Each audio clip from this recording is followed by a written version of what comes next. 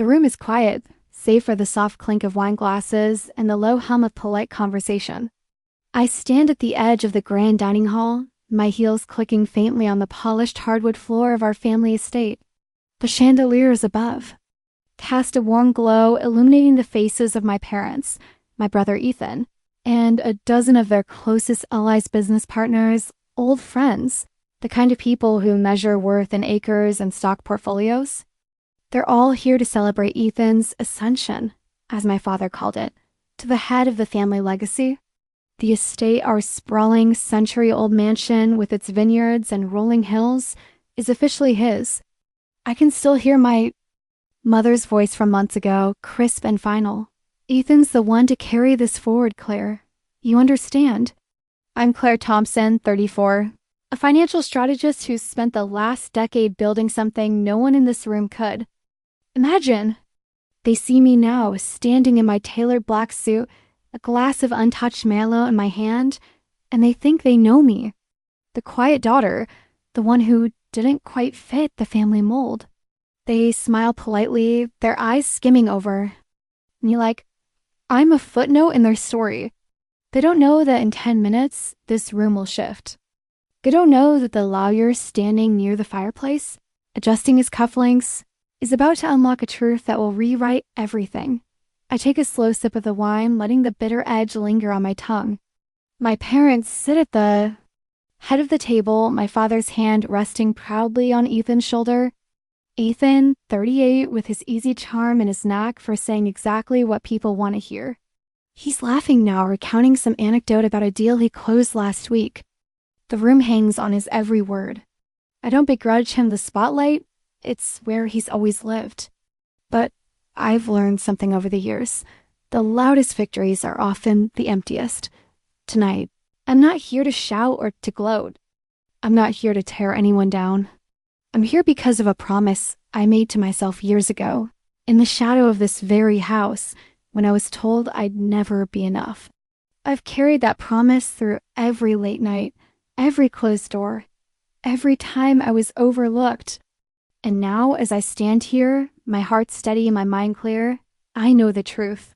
The lawyer's briefcase sits on the side table, unassuming, but it holds a document that will change the way this family sees me. Not because of what it says about my worth, but because of what it proves about theirs.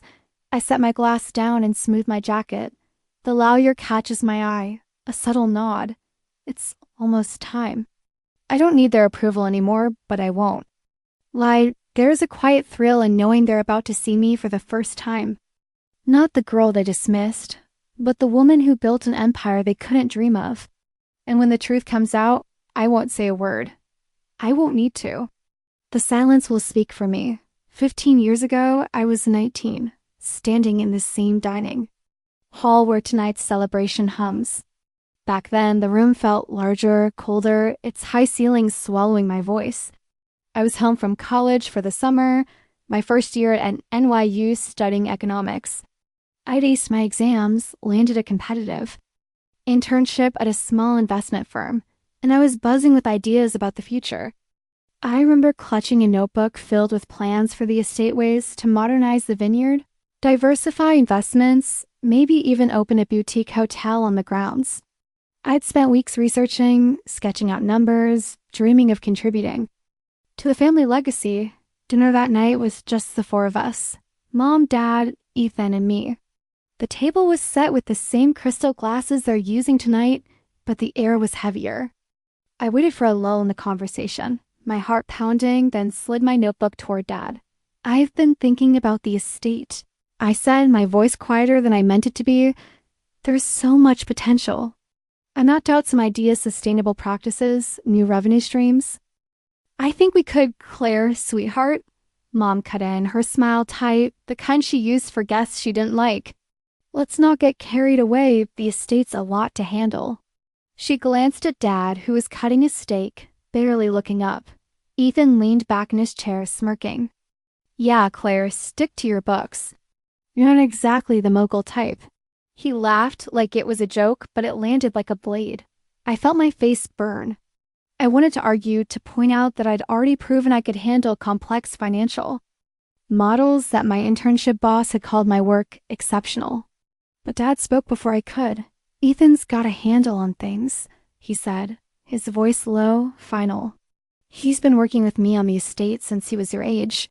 It's his birthright, Claire. You're better suited to other things." He waved a hand vaguely, like my ambitions were a hobby he couldn't quite name. I stared at my plate, the mashed potatoes blurring as my eyes stung. Other things. The words echoed in my head for years. They didn't see me, not my grades, not my ideas, not the fire in my chest that burned to prove I could be more. To them, I was the quiet one, the bookish one, the one who'd find her place somewhere else. Ethan was the heir, the one they trusted to carry the Thompson name. I was just Claire. That wasn't the only time. There were countless moments family. Gatherings where Ethan's business school anecdotes got cheers, while my internship updates got polite nods. Holidays where Mom would ask me to help with the table while Ethan and Dad discussed the estate's future in the study. Once, at a charity gala, a family friend introduced me as the other Thompson, then laughed it off. Ethan, standing beside me, didn't correct her. He just sipped his champagne and changed the subject. The rejection wasn't always loud. Sometimes it was in the silence as Mom's distracted hum when I talked about my goals, Dad's absent pat on my shoulder when I tried to join their world. They didn't mean to hurt me, I know that now. They just didn't see me. To them, I was a supporting character in Ethan's story, not a lead in my own. But those moments, sharp as they were, did something to me. Each one was a brick in a wall I didn't even know I was building, a wall of resolve, of quiet determination. I stopped sharing my ideas at family dinners. I stopped trying to fit into their vision. Instead, I poured myself into my work. Late nights at the library, extra hours at the firm, mentors who saw what my family couldn't. I graduated top of my class, landed a job at a top-tier financial consultancy, and started climbing. Not for them, but for me, by the time I was 25. I was managing portfolios for clients of more wealth than our estate could dream of. By 30, I co-founded my own firm, specializing in high-risk, high-reward investments. My name was in industry. Articles whispered in boardrooms. But at home, I was still Claire, the other one. I didn't correct them. I didn't need to. I was building something bigger, something they'd never see coming. The years after college were a blur of ambition and discipline, a quiet rebellion against the box my family had put me in. While Ethan was learning the ropes of the estate schmoozing with investors, posing for photos at wine tastings, I was carving my own path in New York's financial world. I didn't talk about it at home. What was the point? The one time I mentioned a promotion at dinner, Mom smiled and said, "That's nice, Claire, but don't work too hard." Ethan chuckled and asked if I was still crunching numbers for other people. I just nodded and changed the subject. They didn't need to know. Not yet. My first job out of college was at a boutique consultancy where I analyzed market trends for clients with net worths that made our family estate look like a starter home. I was 23, working 14-hour days, studying for certifications at night. My boss, a sharp woman named Rachel, saw something in me. "You think 3 steps ahead," she told me once, handing me a lead on a client no one else wanted, a tech startup with a shaky pitch but big potential. I turned their $2 million seed round into a $50 million exit in 3 years. That was my first real win, the kind that made people in the industry whisper my name. By 27, I'd moved to a bigger firm, managing portfolios for hedge funds and private equity tycoons. I learned to read people as well as I read markets, when to push, when to wait, when to walk away. I didn't just want to be good. I wanted to be undeniable. So I took risks. I invested in companies others overlooked: green energy startups, biotech firms, even a niche AI platform before I was the buzzword it is now. Some called me reckless, but my bets paid off. By 30, I co-founded my own firm, Thompson & Lynn, with a partner who believed in my vision. We specialized in high-stakes investments, the kind that could make or break fortunes. Mostly, we made them. Our firm grew fast, By the time I was 32, we were managing $3 billion in assets. I was invited to speak at conferences quoted in Forbes, even headhunted by banks I dreamed of working for as a kid. But I stayed independent. I liked building something that was mine, something no one could take away. My name was on the door, not because of my family, but because of my work. Still, at family gatherings, I was just Claire, the one who did something with numbers. Ethan would talk about expanding the vineyard, and Dad would nod proudly. I'd smile, sip my coffee, and say nothing about the deals I closed, or the clients who flew me to Dubai to consult. There was one moment, though, that almost broke my silence. 2 years ago, at Thanksgiving, Ethan was bragging about a $5 million deal to buy a neighboring vineyard. Dad clapped him on the back, saying, "That's my boy, keeping the legacy alive." I was tempted to mention the $200 million merger I'd orchestrated that same week, but I didn't. Instead, I asked Mom to pass the gravy. I'd learned by then that their validation wasn't the prize. The prize was knowing I'd outgrown their small vision of me. What they didn't know, what no one in the family knew, was the trust. My grandfather, Dad's father, had been a quiet man, a shrewd investor who saw the world differently than my parents. When I was 16, he'd pull me aside during visits and talk about markets, about patience, about building wealth that lasts. "You've got a head for this, Claire," he'd say, his eyes sharp with something like pride. I didn't know he'd left me a trust until after he passed. When I was 25, it was locked until I turned 34, and its details were sealed, known only to his lawyer. I didn't think much of it at first, assumed it was a small nest egg, maybe a few $100,000. I was wrong, as I built my firm. I didn't need the trust. My own success was enough. But last month, the lawyer called. "Claire," he said, his voice steady, "it's time." I was sitting in my office, overlooking Manhattan, when he told me the number, $70 million.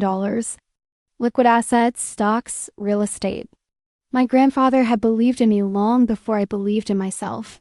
And now, as I stood on the cusp of tonight's, gathering that trust was about to become my quiet trump card, not for revenge, but for truth. The dining hall feels different now, the air charged with anticipation only I can sense. I stand near the double doors, my posture straight, my black suit crisp against the soft glow of the chandeliers. The lawyer, Mr. Grayson, moves to the center of the room, his briefcase in hand. He's an older man, silver-haired and deliberate, with the kind of calm authority that makes people listen. My parents are still seated, Mom's pearls catching the light, Dad's hand resting on his wine glass. Ethan's leaning back, one arm draped over his chair, laughing with the guest. They don't notice me yet. They don't notice Grayson either. "Not really. Ladies and gentlemen," Grayson begins, his voice cutting through the chatter like a knife through silk. The room quiets, heads turning. "Thank you for joining us tonight to celebrate the Thompson family's legacy. But before we toast to Ethan's new chapter, there's another matter to address." He pauses, his eyes finding mine for a fraction of a second. My heart is steady, but I feel the weight of every gaze starting to shift. I step forward, just enough to be seen, my heels clicking softly. A few heads turn, cousins, family friends, Ethan's business partners. Their expressions are polite but fleeting, like they're waiting for me to say something quaint before they move on. Mom tilts her head, a faint crease in her brow. Dad's still looking at Grayson, but Ethan's eyes flicker to me, a smirk playing at his lips, like he's expecting me to congratulate him. Grayson opens his briefcase and pulls out a single folder, its edges crisp. "Many of you know the late Henry Thompson, patriarch of this family and a man of remarkable foresight," he says. Before his passing, he made provisions not only for the estate, but for his granddaughter, Claire. My name lands like a stone in still water, ripples spread. Mom's hand freezes on her glass. Ethan's smirk fades. Grayson continues, his tone measured but firm. "Henry established a trust for Claire to be unlocked on her 34th birthday, which, as of last week, she has reached." He opens the folder, his voice carrying a weight that pulls every eye to him. "The trust valued at $70 million, includes liquid assets, diversified investments, and properties across 3 states. It is, by Henry's design, entirely under Claire's control. The room goes still, not a clink, not a whisper. I feel the weight of their stares, but I don't flinch. I don't smile. I just stand there, my hands clasped lightly in front of me, letting the truth do the talking. Dad's mouth parts slightly, his eyes darting to me, then back to Grayson. Mom's face is pale, her lips pressed tight. Ethan's arm slides off the chair, his posture stiffening. I can almost hear his thoughts scrambling, trying to recalculate who I am. Grayson isn't done. What you may not know, he says, is that Claire has also built an extraordinary career. As co-founder of Thompson & Lynn, she oversees $3 billion in assets and has been recognized as one of the top financial strategists in the country. He gestures toward me, his voice warm but commanding. Claire, would you like to say a few words? I step fully into the light now, my movements deliberate. The room feels smaller, the faces closer. I don't need a speech. I don't need to gloat. Thank you, Mr. Grayson, I say, my voice clear, calm, the kind I use in boardrooms. My grandfather believed in building wealth that lasts, not just for one generation, but for many. I'm honored to carry that forward. I pause, letting my words settle. And I'm grateful for the chance to contribute to our family's legacy. In my own way, no one speaks. Ethan's staring at the table, his jaw tight. Mom's eyes are wide, searching my face like she's seeing me for the first time. Dad's hand is frozen on his glass, his expression unreadable. The guests shift uncomfortably, their earlier ease replaced with something else respect, maybe. Or unease, I don't care which. I nod to Grayson, then step back, my role here done.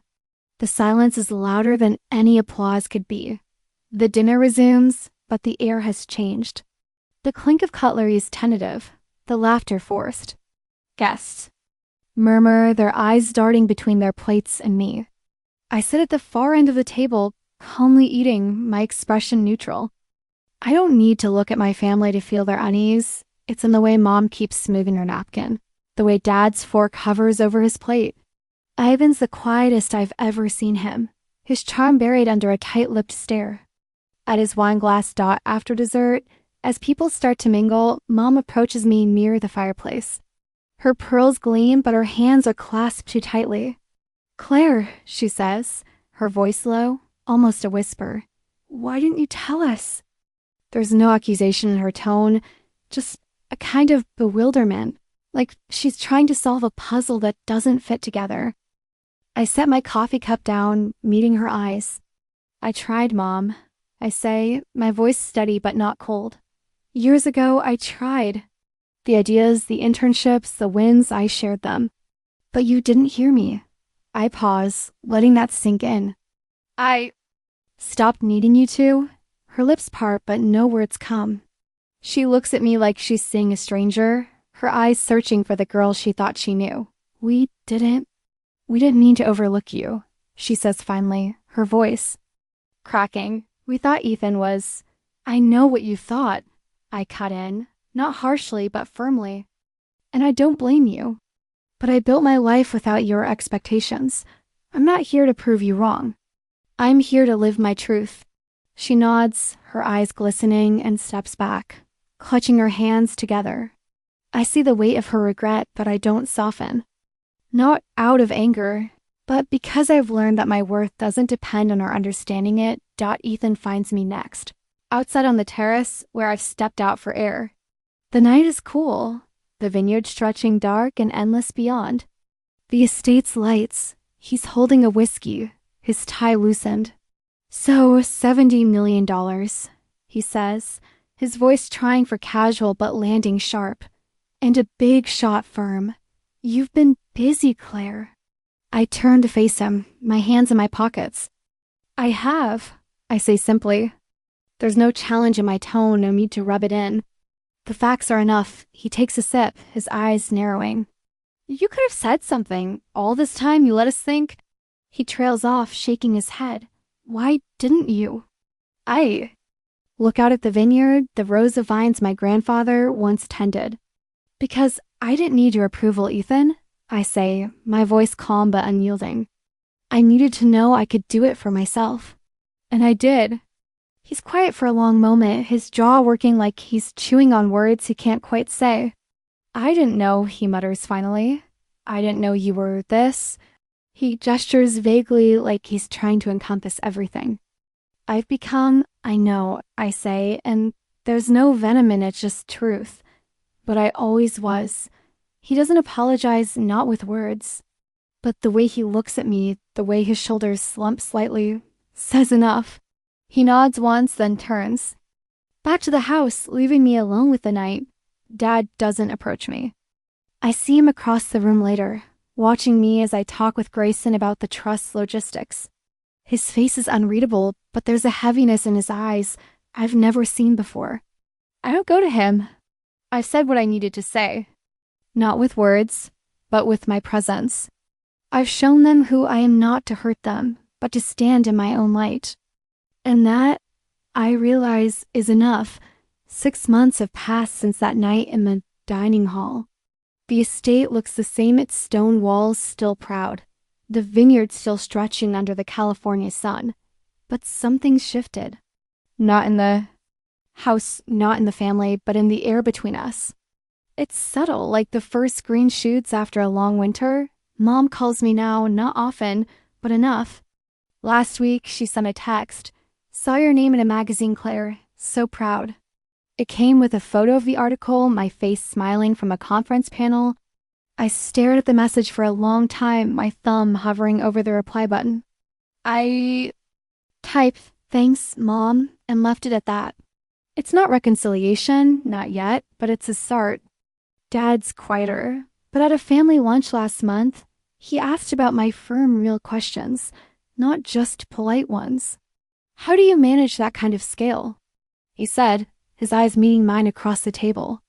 I answered simply, no flourish, just facts. He nodded, and for the first time I felt seen. Ethan's the biggest surprise. He showed up at my office in New York unannounced, a bottle of our family's best Merlot in hand. Thought you might like this, he said, setting it on my desk. His smile was hesitant, not the cocky grin I grew up with. We talked for an hour about the vineyard, my firm, even Grandpa's old stories. He didn't say sorry, and I didn't need him to. But when he left, he paused at the door and said, "You're doing good, Claire. Really good." I nodded, and he was gone. It wasn't closure, but it was close. I'm back at the estate today, standing on the terrace where I faced Ethan that night. The trust is active now. Its assets woven into my firm's portfolio, growing under my direction. I don't live here. I have my own place in the city, a penthouse with a view of the skyline I helped shape. But I come back sometimes, not to prove anything, but to remember. This house, these vines, they're part of me, but they don't define me. I've built something bigger, something mine. Looking out at the horizon, I think about the girl who stood here 15 years ago, clutching a notebook full of dreams no one wanted to hear. I think about the years of quiet work, the late nights, the moments I doubted myself, but kept going. The trust, the $70 million, it's not the victory. It's just a number. The real victory was always inside me, the stubborn, steady belief that I was enough even when no one else saw a dot. To anyone watching this, anyone who's ever felt invisible, let me say this, your worth isn't in their applause. It's in the choices you make when no one's looking. The steps you take when the path feels impossible. You don't need their validation to rise. You don't need their permission to shine. Keep building, keep growing, keep believing. One day you'll stand in a room full of people who doubted you, and you won't need to say a word. Your life will say it for you.